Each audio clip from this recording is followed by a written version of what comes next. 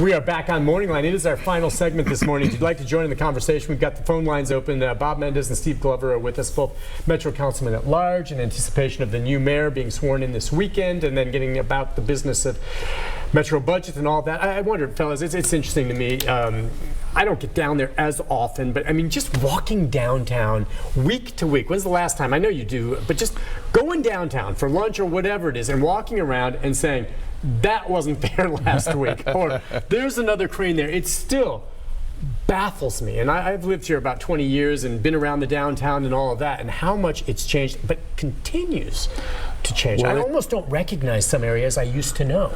Well, and like, you know, the Lifeway campus is literally torn down, right. So there isn't anything to recognize anymore. You know, this has been on my mind through the campaigning.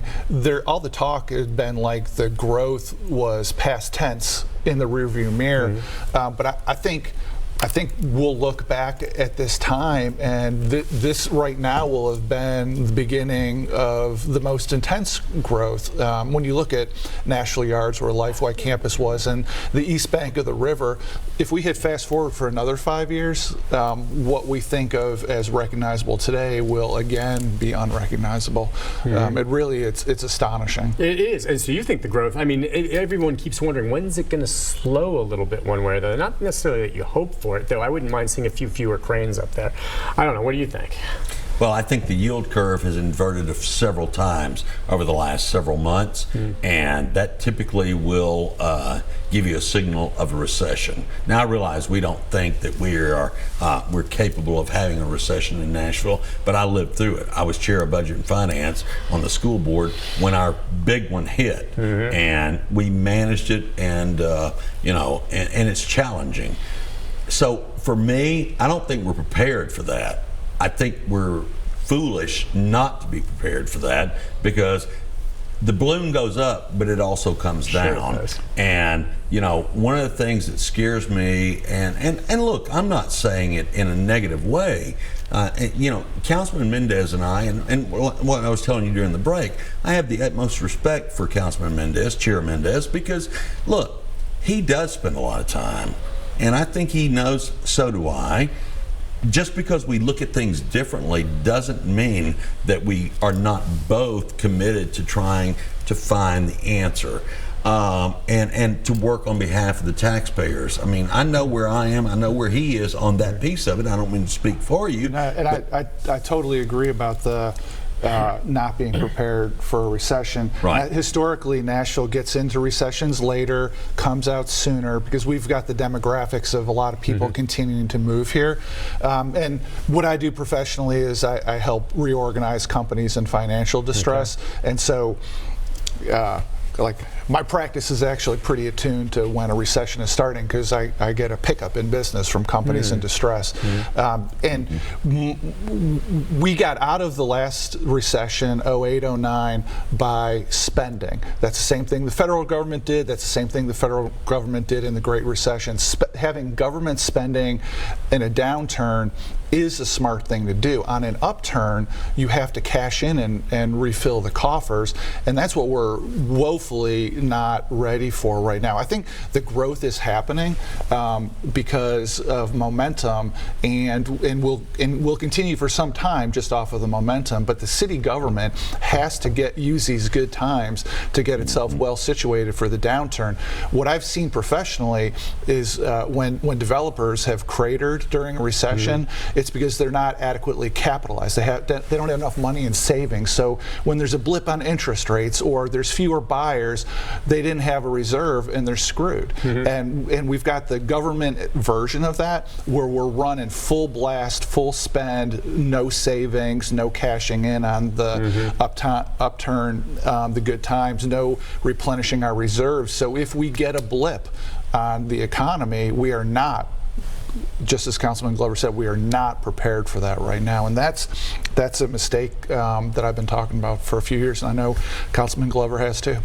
Let's go to Jason, I believe, on, I think it's, oh no, is it Jason? I'm sorry, I apologize. Let's go to Linda. We took Jason earlier. Hi, Linda. Good morning. Good morning.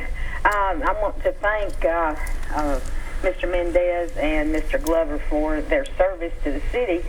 I was a Metro school teacher for 42 years, and thank you, Mr. Glover, for your service on the school board. But I'm basically a Nashvilleian, almost a lifer, and it's so strange that we have all these huge events and we make all this money.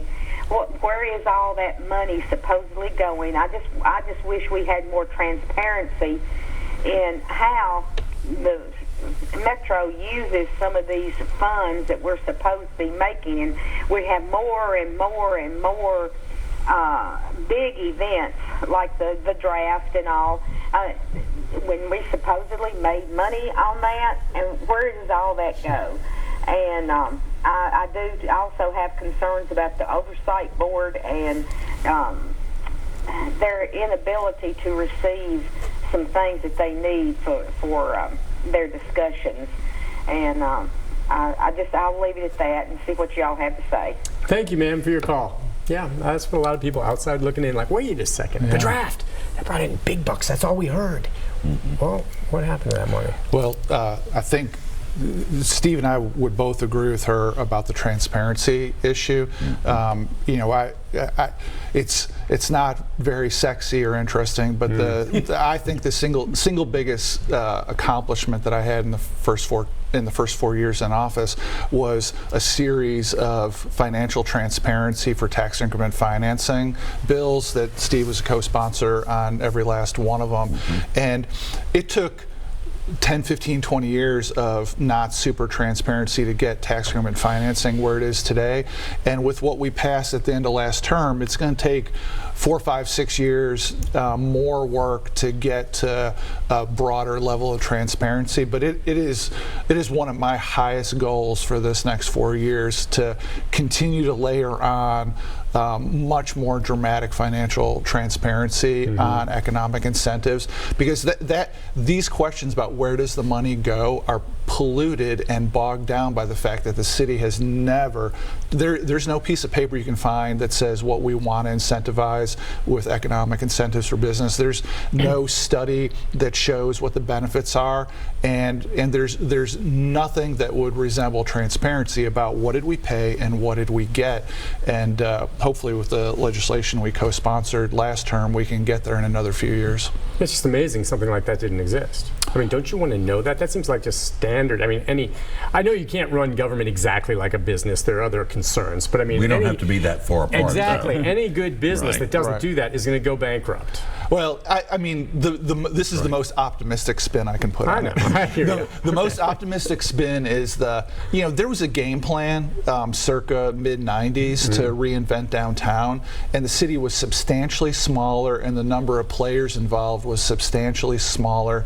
And the idea that those folks could get in a room together and decide a plan and execute it, that was maybe the right thing at that time. But at this point, the city, we should, big high five, we did it! Like, we reinvented downtown.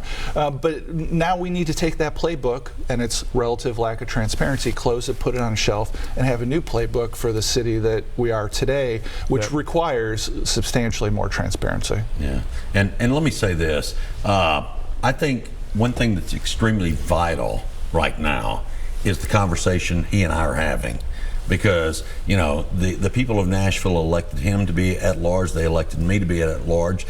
We obviously come at things differently, but because we're able to talk and be friends with one another, that means the people of Nashville will be represented. I mean, I know. And I don't want to speak on your behalf, but I know where his heart lies. Yeah, we disagree on certain things, but we've never had cross words with one another because I think differently, he thinks differently, but we respect that we're both trying to figure out the right thing to do for the people of Nashville. Yeah, I'm a conservative, no ifs, ands, or buts. I'm never hidden from that fact.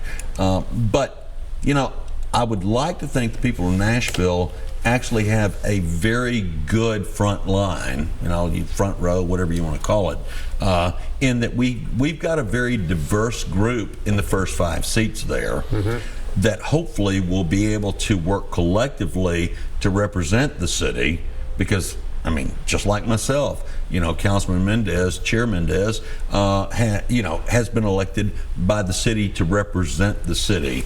And so I believe it or not, I take comfort in that, because I know he'll be thorough on everything he does, and I hope he knows so will I.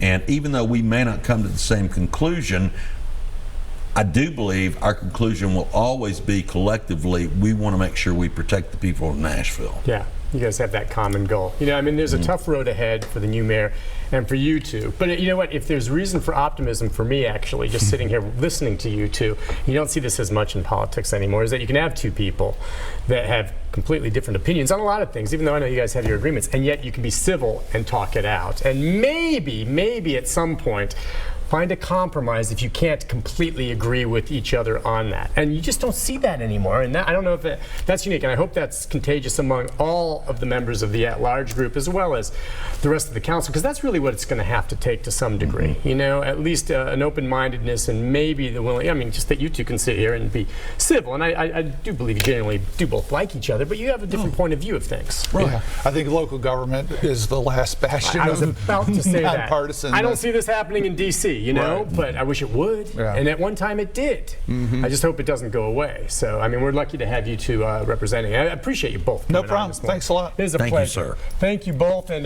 we'll follow as things go along. And hopefully, I guess, would you agree, both have reason for optimism, at least with someone new coming in and these changes that may come down the pike? Always got to believe. Yeah, you have to be that way. I think today is the right conversation at the right time, and I think he and I are both committed to doing what we have to do to take care of the city. All right, Steve Glover, Bob Mendes, thank you, gentlemen, All right, for coming thanks a up. lot. We'll take a break. I'll be back with a programming note about tomorrow right after this.